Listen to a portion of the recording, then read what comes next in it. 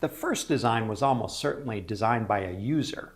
You can imagine one of our ancestors out on the Pleistocene who needed to get something out of the ground and conceived of fashioning a digging tool out of a stick. I've certainly designed things for myself as a user as well.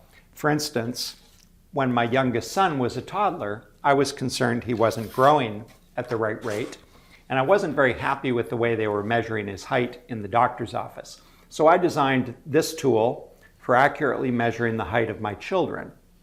Later, I learned that there are commercial devices called stadiometers that are designed to do just exactly that. Even though almost every designer has designed something for him or herself, most artifacts in our lives were designed by professionals.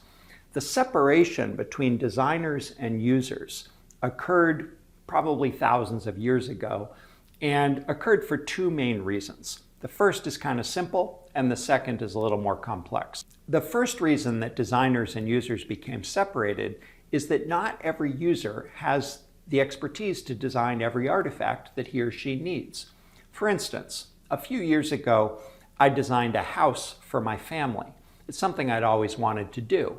Now, when I say I designed it, actually what I mean is I participated in the planning and design process. Because there's some specialized expertise required, I couldn't possibly design that house for myself in its entirety. So for instance, structural engineers were required to figure out how to design the roof so it wouldn't collapse under the large snow loads that it would be subject to. And architects were required to understand what the zoning and code requirements were to make sure the house satisfied the regulatory requirements. And they also brought to bear a particular aesthetic sensibility that I just didn't simply have. So even though I have some of the relevant expertise, and I'm a pretty well-educated engineer, I don't have all the expertise that was required for that task. And so I had to rely on experts to complete that design problem. The second reason that designers and users became separated is a little more subtle and has to do with the economies of scale that are required or that benefit production. For instance, a few years ago, I designed a scooter with my brother, and the first version of the scooter had a deck like this. And this is a deck that we designed and produced to be made from a 13 millimeter thick plate of aluminum.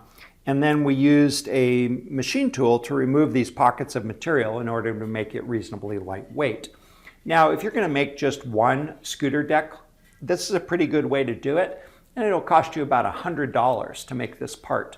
Now, $100 is a lot for a scooter deck, and so when we went into production, we used a different process called die casting. And in die casting, a large metal mold describes the geometry of the part, and then a molding machine will squirt molten metal into that mold. It will then solidify and the part can be popped out. Once you get that machine up and running, it can produce hundreds or even thousands of parts quite economically. There's a catch though, which is that mold costs $50,000. So obviously we wouldn't use die casting to make just one part, but if we were going to make 10,000 parts, then the cost of that mold would be relatively insignificant, about $5 per piece. And when combined with the materials and processing costs, could result in a part cost of about $20 instead of $100. So the economies of scale in production give us a tremendous advantage as long as we can find 10,000 other people to share our design.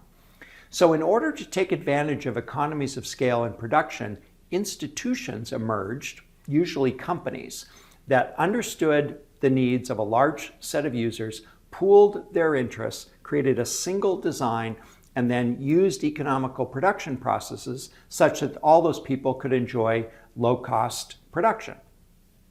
Now, that advantage of economies of scale in production comes with a substantial design challenge, which is a professional designer now has to understand vicariously the needs of a large population of users other than him or herself. That central challenge of how to understand users that are not you will be the focus of our next few modules.